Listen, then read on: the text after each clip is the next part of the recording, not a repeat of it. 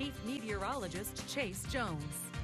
Well, after a couple days of disappointing no rain, what do you say on a day like today when it's absolutely beautiful? There's no way to make it any better, but there's definitely some words out there that can ruin it as we see some of this cloud cover make its way in. Now, I hope you have good plans because it's going to be a beautiful Friday night, but by this weekend, still going strong in those 90s. Now, temperatures over the last 24 hours, pretty interesting as we only drop down into those lower 60s and not bottoming out at 60 degrees.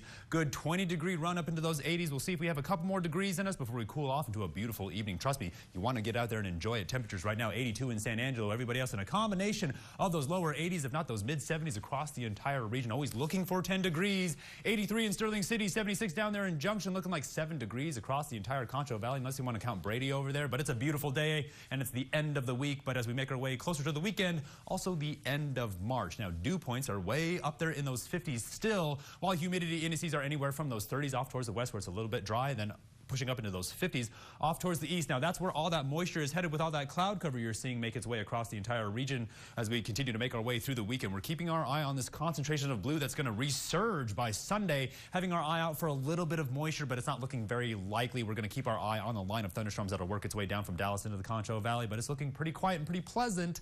Unfortunately, no moisture. Now the upper level pattern is going to show you a vicious high pressure that's going to push all the way back. The low pressure finally makes its way onshore. We see some high winds around the four corners, but it makes its way out. Now by next Thursday, this is the rain that we're talking about, that deep low pressure system forming around the four corners or somewhere on the west side of the panhandle. Hopefully it pushes a little bit of that subtropical moisture into the Concho Valley, but off towards the east coast, take a good look near Bermuda. That's a nasty high pressure that's going to keep all these storms moving in that northeasterly trajectory, of course circulating around sort of the Great Lakes region. Now we take you down to the water vapor imagery because we're watching one monster storm push off towards the east, and then right behind it, take a good look at the Rocky Mountains. There's a monster storm making its way in with an impressive cold front, and that's not going to make its way into the Concho Valley at all. Now, severe weather outlook off towards Louisiana and parts of East Texas, and we take you down to the surface, seeing a little bit of red flag alerts and some tornado watch boxes going off towards Louisiana with some flash flooding, but over the Concho Valley, nothing but beautiful temperatures as we're in a little pocket of dry air. Now, the Futurecast is going to show you how this monster storm will continue to barrel off towards the east, a little bit of instability, trying to fight its way into the Concho Valley by the weekend. But